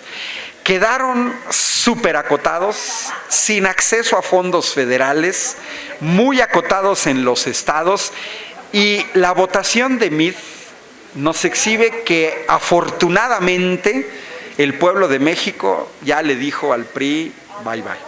Pero también veamos aquí quiénes son los culpables de que todavía el PRI existiera, ¿eh? Y este es el PAN. Que no se hagan el PAN. porque todo este grupúsculo con Diego Fernández de Ceballos son los que y Fox le dieron oxígeno al PRI. Acuérdense que a Fox se le pidió, aquí en el Ángel de la Independencia, no nos vayas a traicionar, pero Fox traicionó. Fox traicionó todas las expectativas del pueblo de México y sigue traicionando. Exacto. Entonces, como dice Andrés Manuel, no es venganza, pero sí justicia. Yo digo que no tenemos que darle oxígeno a los priistas. No, ya. Ellos cumplieron su ciclo histórico, hicieron lo que hicieron. Yo creo que se empezó a pudrir ese partido desde la salida de la tendencia democrática. Acuérdense, Ifigenia Martínez, Cuauhtémoc Cárdenas, Porfirio Muñoz Ledo, el mismo Andrés Manuel, que realmente es cuando con Miguel de la Madrid nos imponen el neoliberalismo y hacen fraude para imponer el neoliberalismo. Porque si no hubieran hecho fraude, Cuauhtémoc Cárdenas hubiera seguido una tendencia distinta. Entonces también tenemos que tener claro que el PRI ya cumplió su papel. Yo ya no los veo, y yo creo que hasta el PAN también, El PRD, miren, el PRD, pues yo no sé dónde que está el PRD, salvó el registro de pura casualidad. Miren, en Querétaro perdió el registro estatal, y qué bueno que lo perdió. Yo no sé dónde están los cuadros del PRD, a mí me dará vergüenza militar en el PRD, no sé dónde quedó la izquierda del PRD, pero yo creo que la gente más pensante del PRD, lo vimos, se cambiaron a Morena, no ahorita, se cambiaron a Morena hace 4 años, se zafaron. Va a haber oportunistas, pero yo creo que, fíjense en la composición de Morena. Nos dicen que aquí en Morena hay puros expriistas y expanistas. Miren, quien conoce la militancia de Morena, el 99% de los que estamos en Morena nunca habíamos estado en otro partido político. Miren, vamos a hacer una prueba. A ver, de aquí, ¿quién había estado en un partido político antes de estar en Morena? Miren, 2 manos. Bueno, yo la levanto porque yo estuve en el PMT cuando era joven. Pero miren, sí, pero es la minoría. La gran mayoría de Morena, ni venimos de ahí, ni venimos de ahí. No, que Napoleón Gómez Urrutia, que Tatiana Cloutier. A ver, cuéntale. Morena tiene 2 millones de afiliados. 10%, 200,000. 1%, 20,000. A mí, a quien me saca la jalada de que priistas y panistas, le digo, échame los nombres de los 20,000 nombres de expanistas, experiencias que tenemos en Morena. Se quedan así. ¿Ya ves? 99% no venimos de partidos políticos. Eso también es una debilidad, Y yo lo vimos en los procesos electorales. Necesitamos cuadros preparados. Platicábamos con Antonio, me estaba comentando del plan que tiene el Fisgón, de este plan de capacitación al cual tenemos que ingresar porque necesitamos cuadros capacitados, porque un partido no se va a poder sostener con voluntarismo. Necesitamos cuadros profesionales, necesitamos gente que se dedique en cuerpo y alma al partido y que tenga una vida digna por dedicarse al partido, porque de otra manera un partido no puede sobrevivir con espontaneísmo, no puede con voluntarismo, ni nada. Yo creo que la gente, a mí me gustaría ver a gente del PRD, del PRI, del PAN, que se acercaran, hasta los chuchos, que se acercaran a decirlo, si son los chuchos, a ver dónde barro, ¿no? O sea, o qué limpio. A mí me gustarían esos militantes que llegan a decir en qué puedo ayudar, pero yo creo que todos lo vimos en este proceso. El expriista o expanista que quiere la candidatura. O sea, yo me enfrenté con una señora que a fuerzas quería ser presidenta municipal de Querétaro, que ni es de Morena, y le dije, oye, a ver, explícame, te voy a dar 3 perfiles de compañeros de Morena, explícame por qué tú podrías estar encima de estos perfiles. No sabía qué decir. O sea, es que yo quiero ser candidato. Espérate, a ver, ¿por qué no llegas a decirnos, quiero repartir volantes, en qué puedo colaborar, voy a organizar un foro? Y ya luego las cosas se van a decantar. Si tienes experiencia, si eres profesional, estás convencido, pues vas a subir. Es decir, haz tu chamba. Mira, nombres podemos decir muchos, ¿no? Pero yo veo también al PRD en extinción. Yo no sé quién va a votar por el PRD después de esto. se van a quedar sin prerrogativas. Lo que conservaron aquí en Ciudad de México, pues todavía es porque ya iban de salida. Miren, vean el avance de Morena. ¿Cuántas delegaciones se tenían en la elección pasada y hoy que se tienen 11? No, la vez pasada en 5. Bueno, pero porque hicieron fraude, también hay que señalarlo, Pero ya de 11, ya se pasó a que ahora ya son 11. ¿Ya cuántas les quedaron ahí? No sé, el PAN ganó que 1 o 2, y el PRD unas 2, o sea, y el PRI creo que ganó 1, ¿no? Exacto. Pero mira, ya el PRD va de salida, es otro partido que desgraciadamente no rindió homenaje a los 500 muertos en el sexenio de Salinas, que recordemos que el PRD nace con aquel asesinato de Obando y Bravo, que eran los técnicos informáticos de Cuauhtémoc Cárdenas, que tenían todas las pruebas del fraude que se había dado y que fueron asesinados aquí en la Ciudad de México, ¿no? Yo no sé, esa gente del PRD, los chuchos, recordemos de dónde venían. Venían del PST, venían del ferrocarril. Por eso es importante la formación de cuadros y que las generaciones que ya vivimos más, les explicamos a los jóvenes también de dónde viene esa gente. No es que uno no los quiera, ¿no? Es que ya los conocemos. Esto que ganó Morena, se sentaron las bases con la generación 68 de la UNAM y de la. Exacto, exacto. Sí, no tendríamos el país que tenemos sin la reforma política de los años 90, y esa no habría salido, de los años 80, perdón, cuando sale la alternancia, porque además fíjense, a mí no me caen bien los panistas porque se aprovecharon de la lucha de la izquierda. La sangre la puso la izquierda en el 68, la apertura de este sistema político la puso la izquierda, y quienes llegaron a agandallarse fueron los del PAN, porque ellos son los que se llevaron la primera gubernatura de alternancia. Recordemos que a Leopoldo de Gives, que el primero que derrota al PRI en una elección es la COSEI en Juchitán, es lo primero, ni siquiera los panistas, no. Sí, pero no lo dejaron gobernar, o sea, estábamos todavía en una época donde tenemos un sistema único. Entonces yo coincido, viene de la sangre del 68, que abre la apertura política, y bueno, ya viene un poco el COFIPE, la apertura a otros partidos políticos, o sea, es todo un camino que viene hacia atrás, nada se ha creado, digamos, de manera reciente, ¿no? El ingeniero Eberto Castillo. No, claro. Sí, no solo Rosario Ibarra de Piedra, o sea, Andrés Manuel votó por ella, ¿no? O sea, que por cierto, fíjense que es una cosa chistosa. En Querétaro, Anaya perdió en su propia casilla. O sea, ni sus vecinos lo querían. O sea, ahí está la casilla donde votó Anaya, ahí perdió Anaya, ¿no? Y es una zona de dinero en Querétaro, y hasta ahí perdió. O sea, para que se den cuenta. Bueno, no sé si hay el espacio para preguntas. Hola, buenas. Una pregunta que te quiero hacer es de la descentralización de las instituciones, que son muchas, y se me hace que va a ser mucho trabajo. Nada más, ¿cuánto tiempo tomaría eso? Yo creo que mucho. Gracias. Muy bien, Reynosa, Tamaulipas, San Antonio, Texas, Baja California. Sí, bueno. Buenos días, buenas tardes. Gracias por su exposición, profesor.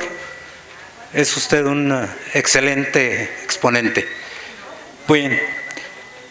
Miren, respecto al cambio que dice aquí el maestro, creo yo que a partir del día primero, los primeros informes que nos dieron que iba ganando Andrés Manuel López Obrador, desde ahí empezó el cambio, porque empezó a cambiar nuestro modo de sentir la elección. A las 8 de la noche todo mundo estaba en la calle. Es decir, las manifestaciones en el Zócalo, las manifestaciones ahí en la Avenida Juárez, en fin, cambió, ¿verdad? Desde ese momento, es decir, empezamos a sufrir o a sentir más bien el cambio. Vean ustedes la asistencia a este foro del día de hoy, el día del sábado anterior y el anterior, estuvo atiborrado, miren. Es decir, ahorita precisamente estamos sintiendo todavía el cambio. Es decir, aquí empieza el cambio, ¿sí? Lo demás, o sea, posterior, pues vendrá, ya nos daremos, ¿verdad? O haremos a las tareas que a cada uno nos corresponda. Bien, referente a las propuestas que Andrés Manuel López Obrador estableció, ¿verdad? Ahorita las está haciendo realidad. Vean lo que anunció en cuanto a la asistencia a las personas de la tercera edad o a las que no tuvieron empleo o que tienen una tarjeta que les dan, no sé, 1,200, ahora les van a dar el doble, ¿sí? Los pensionados ahora van a recibir el doble de pensión, y esa fue una de esas, claro, es a nivel general. Entonces, ahí ya estamos sintiendo el cambio, está la gran expectativa, pero Andrés Manuel no habla así porque sí nada más, sino que va a cumplir esto. Y ya lo están conformando de manera tal que para el año que entra pues vamos a tener todo esto. A los ninis, ¿no?, que les nombran, ¿sí? Ahora ya van a estar becados, van a estar incorporados al sector productivo, es decir, a las empresas, ¿sí?, como aprendices, ¿sí? Es decir, esto también se va a cumplir. Bien, para terminar con esto, la pregunta es la siguiente. ¿Qué vamos a hacer, profesor, con la deuda externa? La deuda externa asciende a 10 billones de pesos, ¿sí? ¿Qué vamos a hacer? Sí, espérese, por favor, señor, pues cálmese, pues ya voy a terminar, ¿sí? Bien, entonces, ¿qué se va a hacer, profesor, con la deuda externa? Porque la verdad que es una gran carga económica la que tenemos. ¿Se va a declarar la moratoria de pagos o qué? Eso es todo. Sí. Buenas tardes, Ángel. Bueno, primero que nada una mención sobre sus intervenciones con respecto al petróleo. Los videos se suben también a internet, de los del buzón, y quiero felicitarlo porque hay personas que han retomado la información y tienen un montón de vistas. Eso yo pienso que es un gran logro, ¿no? Otra cuestión sería por lo que se refiere a las redes sociales, que estaba hablando el Fisgón. Yo los invitaría a todos ustedes que ya llevan un montón de tiempo aquí y que de alguna manera ya se han vuelto especialistas en el ramo sin tener una carrera necesariamente sobre política, etcétera, que se suban al YouTube, se suban al Facebook, se suban al Twitter, porque considero que los jóvenes, yo soy profesora en el Politécnico, tengo muchos alumnos que están entre los 17 y 20 y tantos años. Una anécdota es que hicimos una vez un debate, yo soy profesora de francés, en francés sobre las elecciones, ¿no? Y me llevé muchas sorpresas con respecto a los chicos. Ustedes que tanto conocen, si no saben subirse a redes, pídanle a algún joven que lo suba y también opinen, porque en YouTube existen, por ejemplo, un montón de páginas como Campechaneando, El Chapucero, Audiluces, 24 Noticias. Hay un montón de jóvenes que están muy metidos en esta cuestión de las redes sociales, que están informando, ¿sí? Y a la gente que opina a veces le hace falta, los que opinan en YouTube, a veces dicen tonterías. Entonces ustedes que tanto han aprendido, yo los invito a que no se quede como letra muerta lo que ustedes han aprendido aquí y que también se suban personas, aunque no sean chavitos, ¿verdad? Somos muchos ya de varios años para adelante, entonces que lo hagan y que aporten también ahí lo que ustedes saben para que se extienda más, ¿no?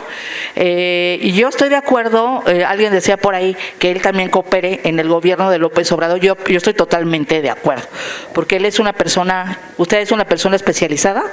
Entonces, sí se requiere gente que dé opiniones, que se sumen al cuadro, ¿sí? Entonces sería lo que quería decir. Hay que aportar y hay que sacar a muchos lugares lo que uno ha aprendido aquí, ¿sí? Métanse a las redes sociales, por favor. Gracias.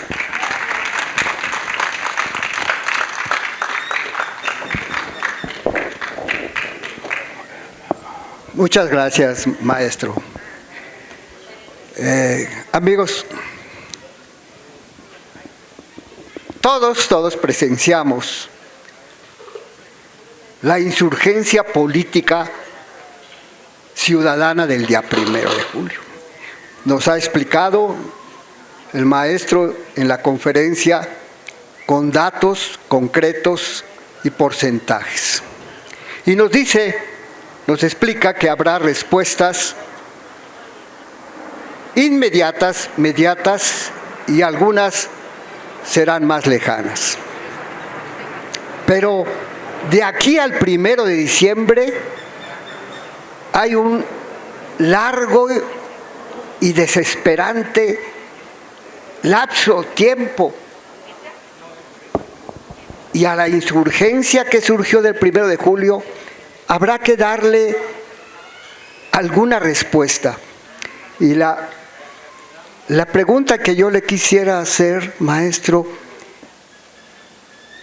¿hay posibilidad de dar como respuesta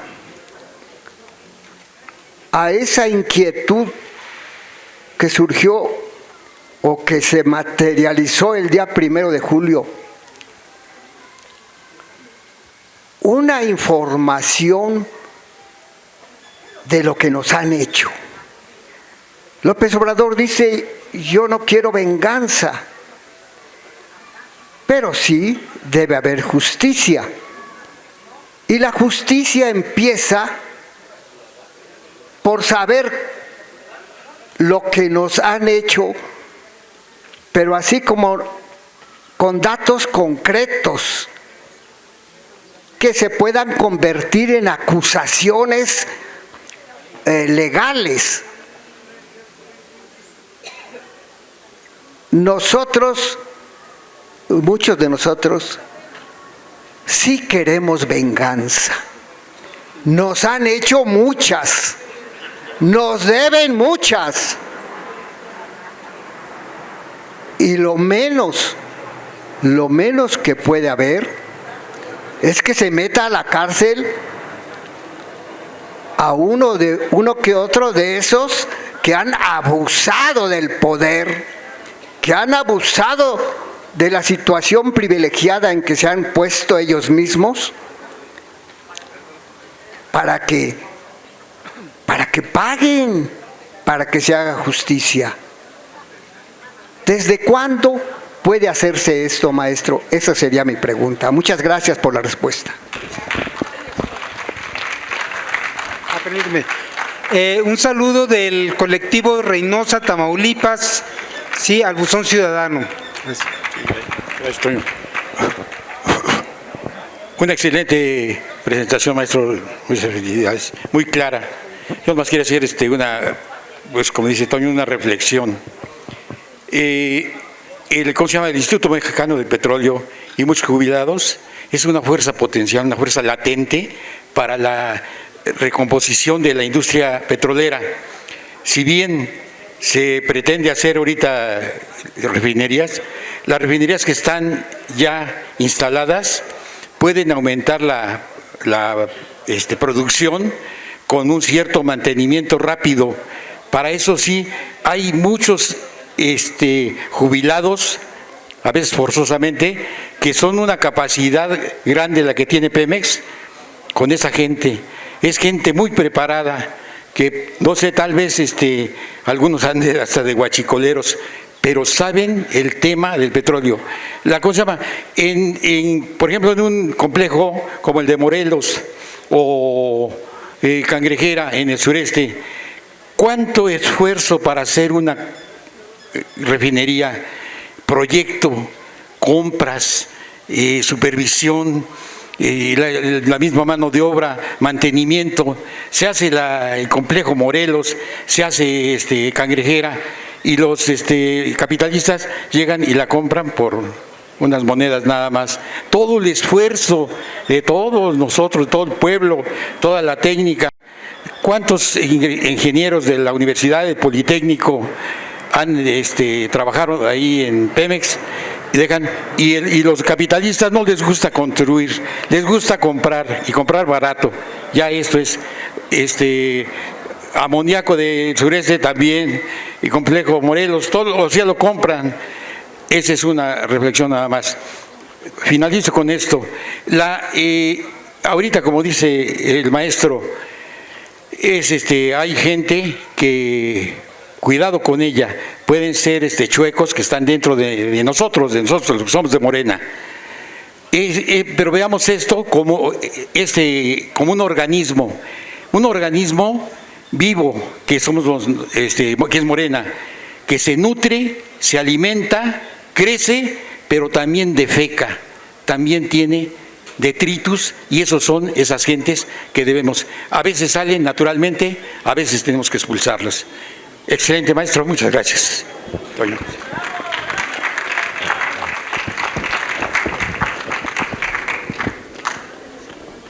Bueno, primero que nada, felicito aquí al ingeniero por lo que dijo y cómo lo dijo. Y bueno, y entro en materia. Fundamental es rescatar a Pemex. Peña Nieto, con la reforma estructural que hizo, con las reformas estructurales que hizo, y especialmente la de la energía, le dio marcha atrás a la expropiación petrolera que Tata Cárdenas hizo en 1938.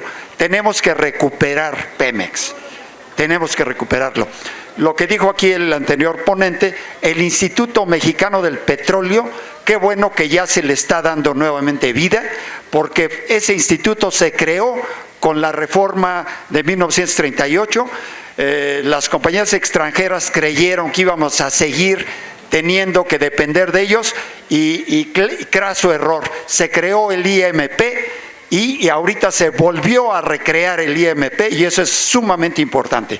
Otra cosa que quiero resaltar es la creación de los coordinadores que va a haber en cada estado, y eso es fundamental para que los sátrapas que hasta ahorita gobiernan estén acotados. Es otra cosa muy, muy importante.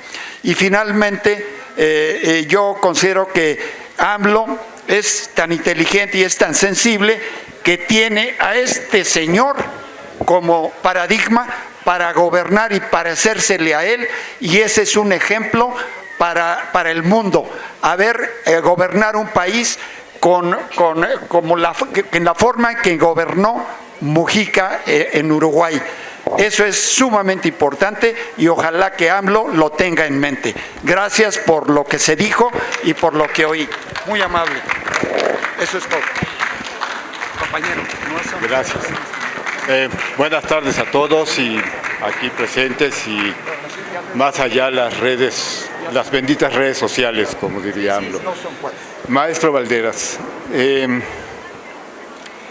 bueno, con respecto a las alianzas, a lo plural que representó, bueno, pero aún los mismos de Morena. Ya en cualquiera de las cámaras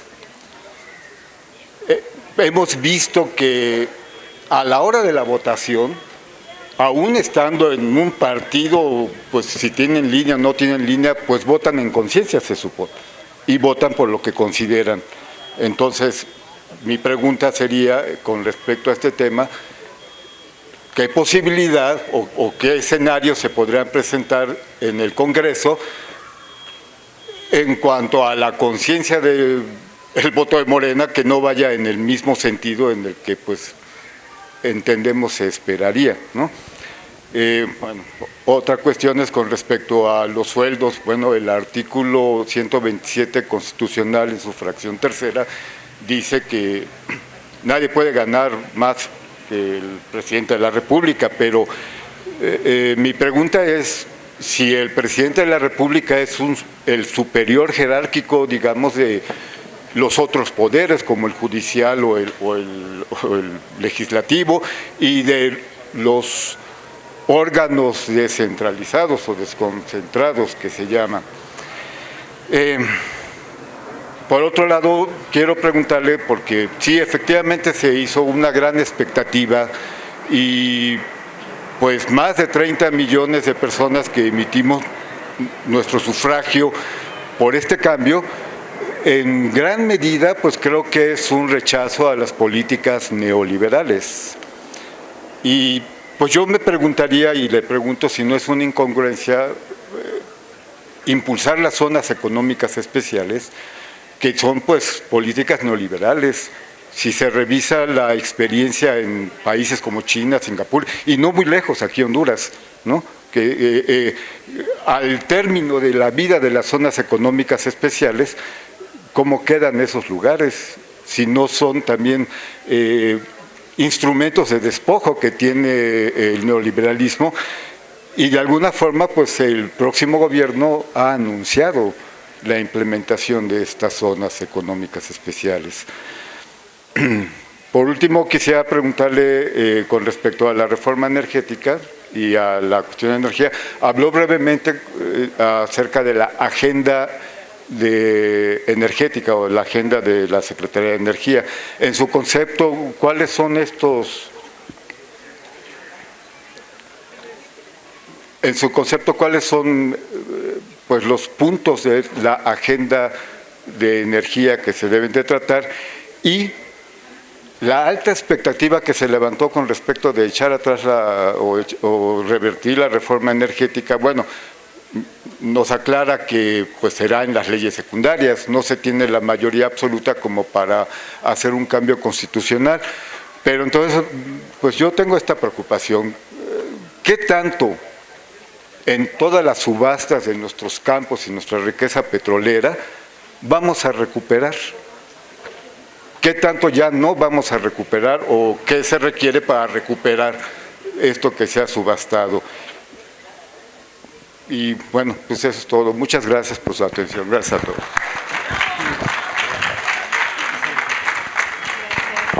Bueno, buenas tardes. Mi nombre es Leticia Pérez Reynoso. Soy profesora y radico en el estado de Puebla.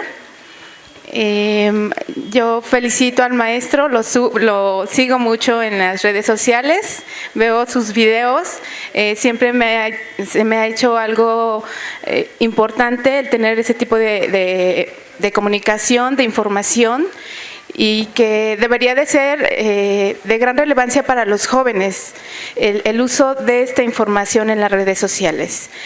Yo no soy militante de ningún partido político, pero sí hice proselitismo en el estado de Puebla y todavía sigo con la emoción de haber participado en un momento histórico de nuestro país, de una revolución de conciencia social que rebasó todas las expectativas de partidos políticos y que se pudo derrocar a un gobierno, a un liderazgo que ha aplastado por años y por décadas a nuestro país. Y eso, el haber sido parte de esa historia, de ese día histórico de las votaciones, yo sigo con esa emoción, ¿no? Y la sigo comentando por todas partes.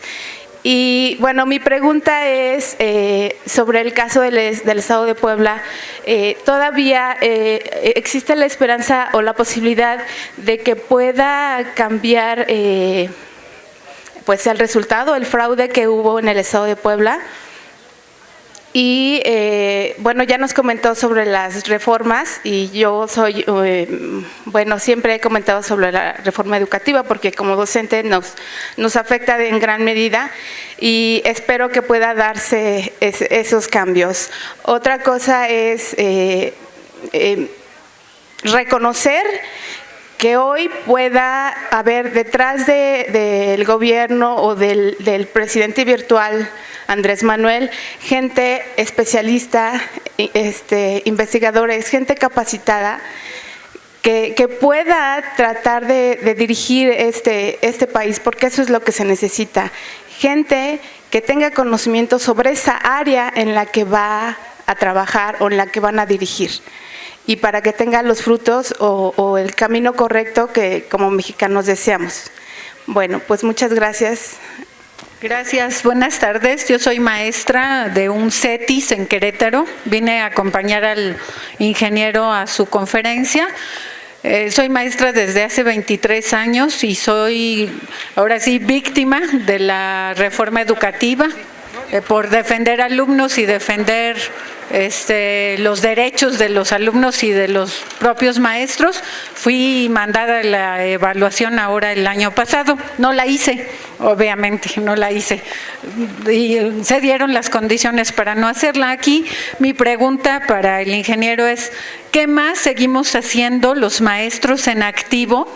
Porque estuvimos trabajando, al menos en Querétaro, mucho la labor con los compañeros, con los alumnos, de hacer conciencia de que teníamos que hacer el cambio.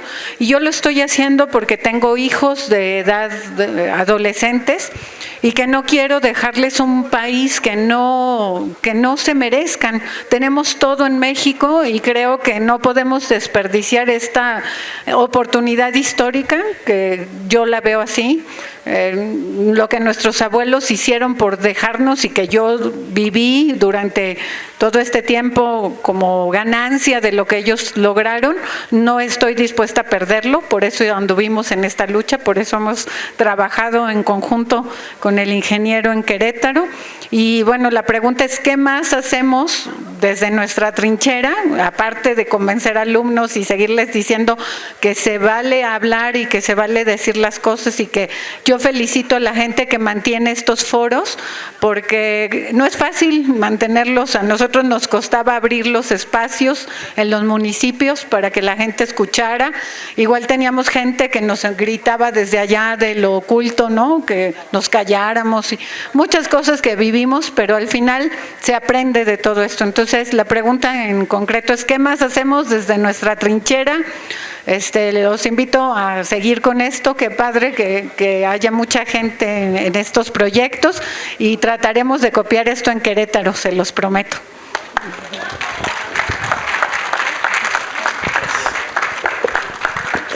Yo nada más quiero comentar muy rápido que es un gusto y un honor, ¿no? que eventos como estos se hagan para todos los ciudadanos, no nada más porque son importantes para hacer comunidad y mantenernos informados y pensando, sino porque en este instante vamos a tener una oportunidad que nunca ha habido en el México reciente. Es que la voz ciudadana sea escuchada, pero una persona no puede ir y proponer algo y que se haga, porque si todos lo hicieran sería el caos. Nada más organizarlo se van a tardar más tiempo que en hacerlo.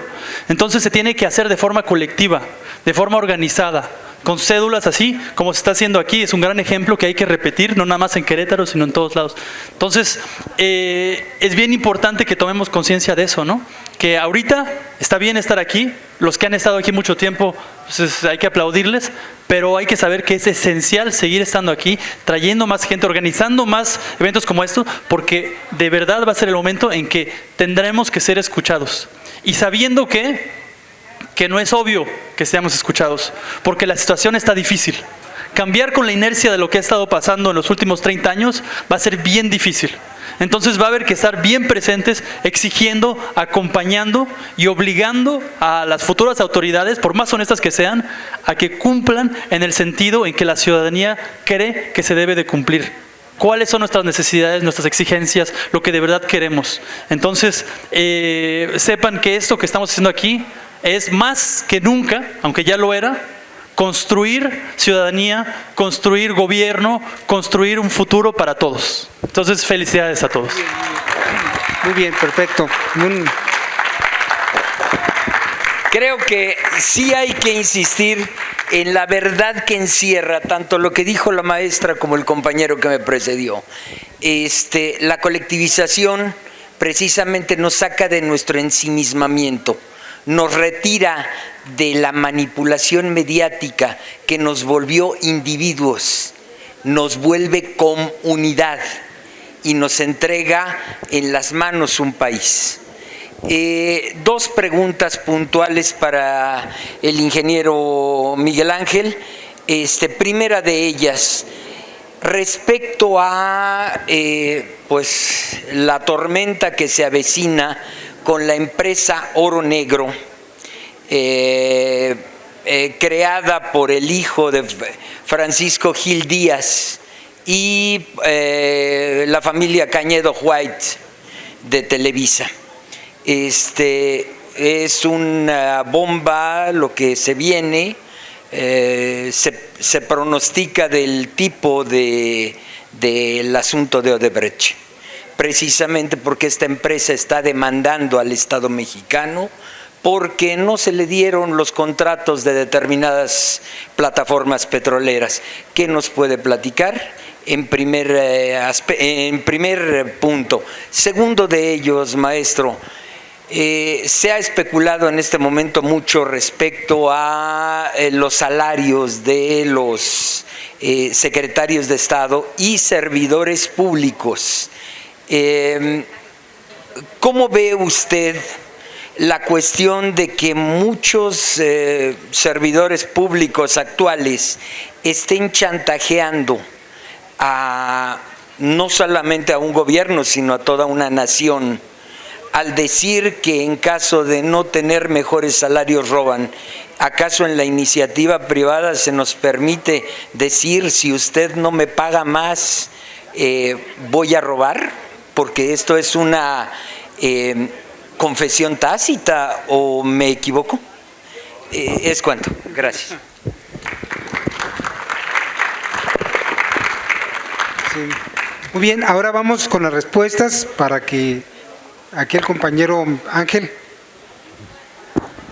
Bueno, miren, a ver, lógicamente yo no soy miembro del gabinete, creo que ni siquiera Andrés Manuel podría contestar todo lo que está aquí, no le corresponde, ¿no?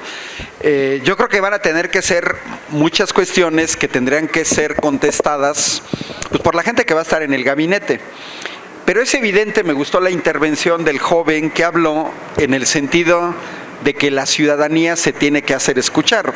Es evidente que tenemos que empujar a nuestro mismo gobierno a ciertas determinaciones y sobre todo apoyarlo cuando tome ciertas determinaciones. Pero sí hay líneas generales que podemos marcar, que pudieran marcar una agenda de Morena para los siguientes 6 años. Por ejemplo, revertir las reformas laboral, educativa y energética. ¿En qué nivel se podría? Ya les mostré, por eso era muy importante la primera parte que les di del análisis numérico, porque esto no va a ser cuestión de voluntad. No se puede revertir una reforma constitucional si no se tienen las 2/3 partes. Se puede hacer un trabajo de cabildeo para hacer esa reforma, pero tampoco tendríamos que apanicarnos. Tendríamos que ver qué se cambió. Miren, por ejemplo, en la reforma educativa, ¿qué se modificó? El artículo 3 constitucional. ¿Qué se introdujo? Se introdujo el concepto de calidad.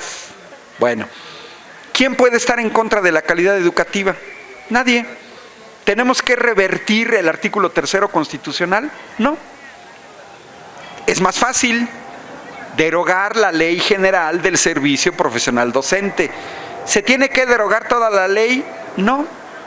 Miren, basta que se derogaran los artículos 52, 53, octavo y noveno transitorio. Los maestros pueden trabajar con la tranquilidad de que esa famosa evaluación no va a marcar su futuro laboral. Es decir, tampoco tenemos que derogar todo.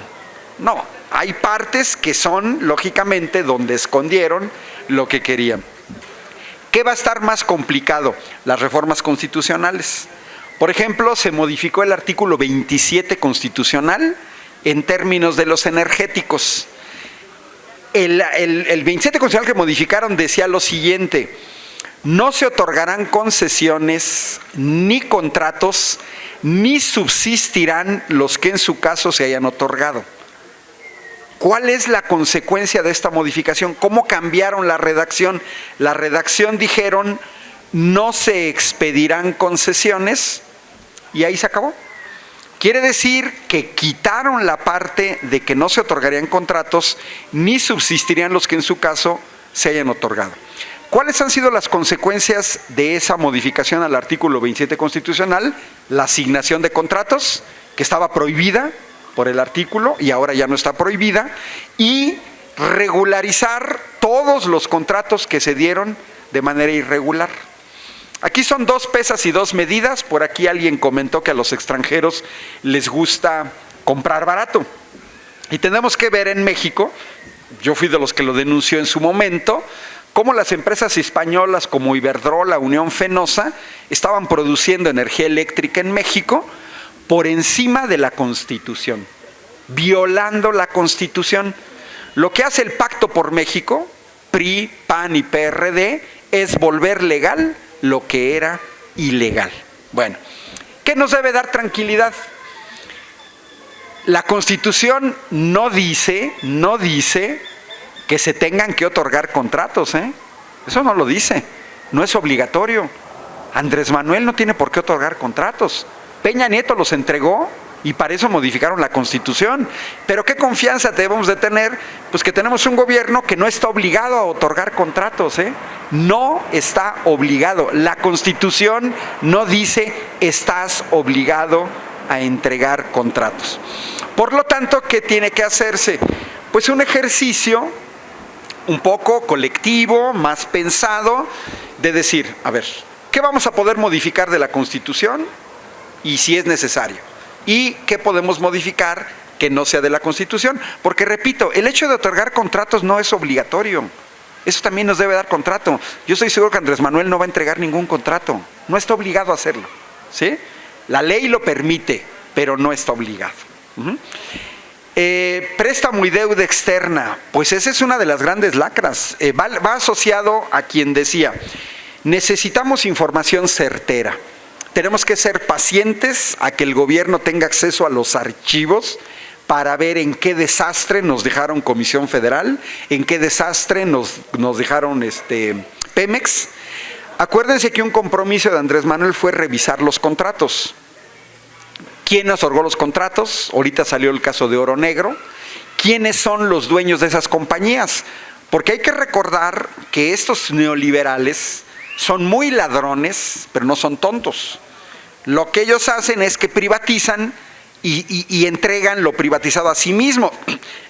Su maestro de todos es Carlos Salinas de Gortari, ¿eh? O sea, recordemos que Carlos Salinas de Gortari privatizó más de 1,000 paraestatales y luego vamos viendo prestanombres por aquí y por allá. Lo hizo Fox, que hasta los hijos de Marta Sagún con Oceanía. Entonces, tendremos que esperar a ver qué encuentra el gobierno. Por ejemplo, en el caso de la deuda externa, el último préstamo que contrató Peña Nieto, pues ni modo que se lo lleve. No se lo va a llevar. O sea, si es un préstamo que se contrató, le va a quedar al nuevo gobierno. Y si se lo gasta, pues se tendría que denunciar. No, yo no creo que se lo gaste. Pero sí hay que revisar. Sobre todo porque en el último sexenio aumentó en 5 billones la deuda externa. Y los que más han endeudado al país es Felipe Calderón y Enrique Peña Nieto. Yo sí soy de los que creo que tienen que rendir cuentas. Hay que tomar en cuenta que Vicente Fox y Felipe Calderón recibieron un Pemex con un precio del barril de petróleo superior a los $100, que recibieron excedentes petroleros por más de $1 billón. Yo creo que nos deben una explicación a este país. Quizás haya casos que se puedan juzgar, porque también hay que tomar en cuenta los periodos legales, pero yo creo que hasta los casos que no se puedan juzgar deben ser denunciados públicamente. Tenemos que tener la clara concepción de que Vicente Fox fue ladrón, de que se robó el dinero y de que se robó el dinero Felipe Calderón. Lo tenemos que tener claro los mexicanos, sobre todo para no volver a votar por sus partidos. Lo de la descentralización de las secretarías efectivamente es un proceso complejo.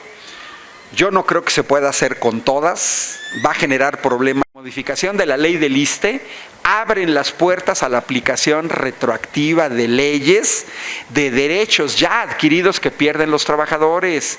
La misma reforma educativa, los jueces dijeron que no afectaba derechos laborales, a pesar de que es evidente que afectaba derechos laborales.